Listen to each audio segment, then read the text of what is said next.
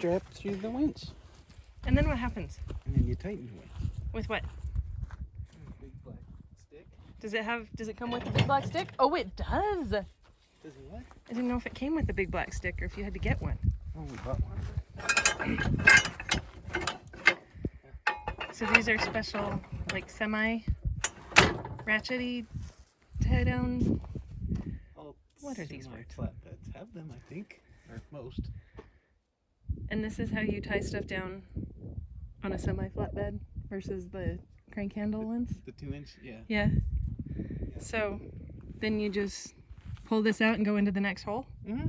And then how many times do you do it? Till it's tight? Your tight or my tight? Tight, tight? I need more hands.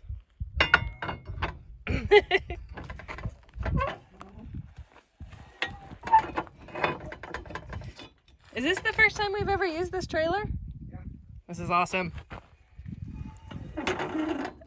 Something's wrong. What? It's not wrapping up straight.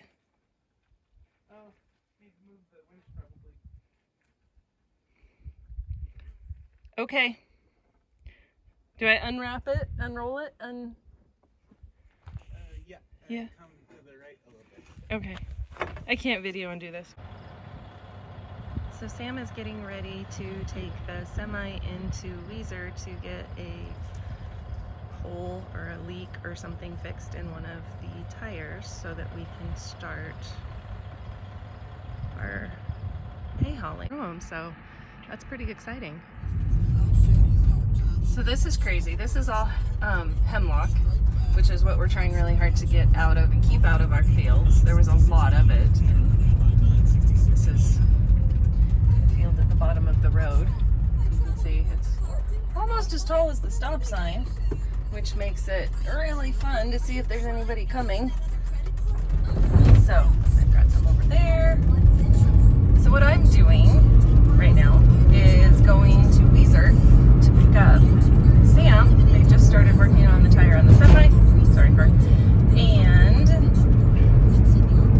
a friend of ours, hi Tony, had some metal that's being delivered at our house, and it's about a half an hour out. So the timeline's just a little bit too close that Sam would be able to, that the tire would get done in time for Sam to get back to the house to unload the metal. Plus we have to take the hay spears off the tractor and put the forks on it to unload the metal. So that's going to take some time. So I am driving to Weezer to pick up Sam so he can be home to unload the metal, and then I'll take him back to get the semi. It sounds like maybe we're going to go to Nampa this afternoon, and then tomorrow Eagle and Nampa, and then potentially Baker on Sunday. And then I think that'll leave us about 5 bales of hay left from the first cutting. So right now I'm stuck behind a spray rig that it's almost to the end of the road, so I'm not going to worry about passing, but yeah, so that's what I'm doing right now. Okay, so Sam just called, and they're almost done fixing the semi-tire, so instead of going into Weezer and picking him up, I turned around at the spur and I'm headed back to the house, and I'm going to work on taking off the hay spears and putting on the pallet forks so he can unload the metal when he gets there. So this is me driving the other way back towards the house about 2 minutes after I just made the video heading into Weezer. So it's a really pretty drive. This is Highway 201, and this is my drive home from work at the school. So kind of see what it looks like, what I get to see when I drive home. I'm not going to take you the whole way. I mean, it's 2 minutes until the turnoff off the highway, but anyway, it's really pretty out here. I love the area where we live. There's the spray rig that I was behind just a minute ago, so you can see it hasn't been that long. Okay, what are you doing? Taking the dirt and grunge off the fifth wheel plate so we can put grease on it. with less dirt and grunge. What are you doing? Filming you do this. Asking stupid questions. Did not think about the grease pile I was going to make. Sure, Iris will eat it. If we could put some bird turd in it, she would think it was the greatest treat ever.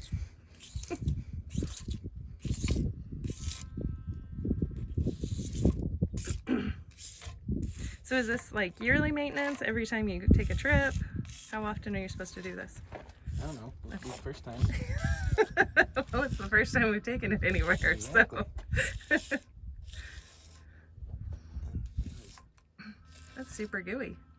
Well, I didn't realize it was that deep looking because there was bare metal spots, I thought. Oh.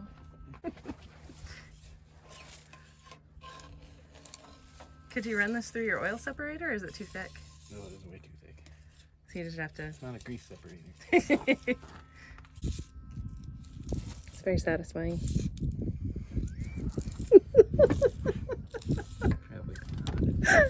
No, it actually really is. Container.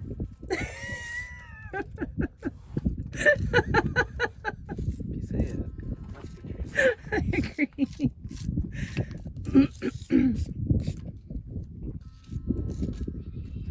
Kind of glad I'm doing it. There's rocks in it. Oh.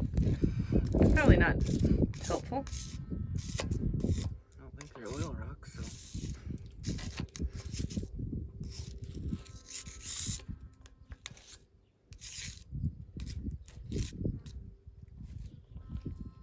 What's that noise? The buzzing? One-way valve on one of Oh. the tanks. A little bit. I think I bought the valve for it. I can't remember why I didn't put it on. Maybe it was too hard. One of 9,000 other things came up. Make sure I get all the rocks out. Yeah, you don't want any rocks. Unless that's what holds it all together. How would rocks even get in there? Driving around with no trailer on it. Oh. Like when you have to go get a tire fixed? I was supposed to probably just take their whole mess down there. Not us. If we can do it complicated.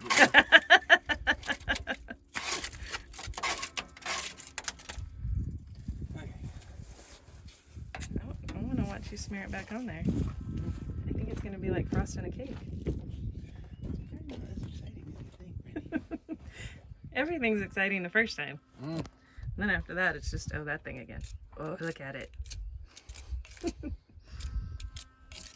Ashley better watch this video. She's going to love this. So smooth. No idea how much you're supposed to do. Most people just use one of those auto grease guns and let it.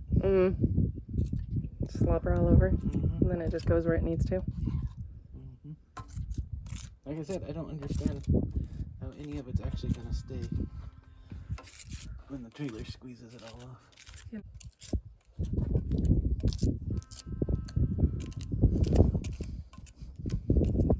What are you giggling about? Yeah, it's just wondering of not having a clue what you're doing. Can't do it wrong if you don't know how to do it right. It's our whole world, Brandy.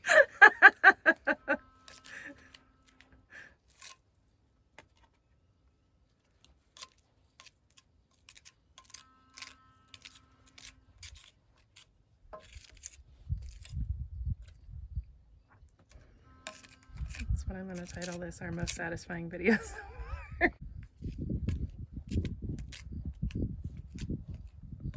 Should use for a tub of grease that I carried around for 20 years. This is why you never throw anything away. Maybe one day it's need to smear it on a fifth wheel. Wish I had a bigger trowel. I got a concrete trowel. That would have been cool.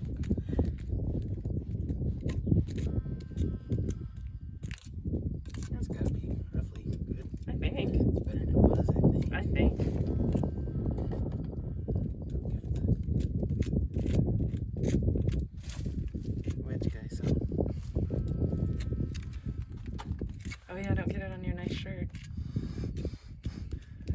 This is how every shirt you have becomes the work shirt. So now you just hitch it up? That's the theory. Okay, cool. So things I've learned just now, when you fill a semi, you don't turn it off. Also, to clean the windshield, they have these giant squeegees on a stick that reach all the way up there, which is super cool. So I'm going to clean the other side of the windshield now. So it's Saturday at 11 o'clock, and we are on our way to Eagle to drop off 24 bales.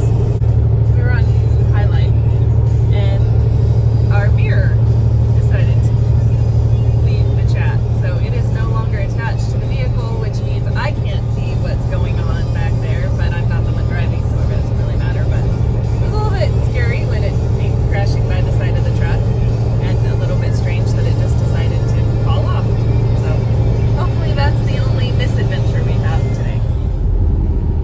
So this is the first time we've had to stop at a weigh station in the semi, and we have no idea what to expect or what the process is. So I don't know how much of it I can film, but we'll just see how things are going. They tell me to put my phone away, or if we get yelled at for something. So in theory, what would have happened if you would have just kept going? They can run you down. Oh, You never took it long oh. You can't just say, oh, I'm sorry, I didn't think it applied to me because I'm a farm truck. And, oh, and they'll tell you you're an idiot? Okay. So I put my phone down for a second because there was a lady in a shack building, not a shed.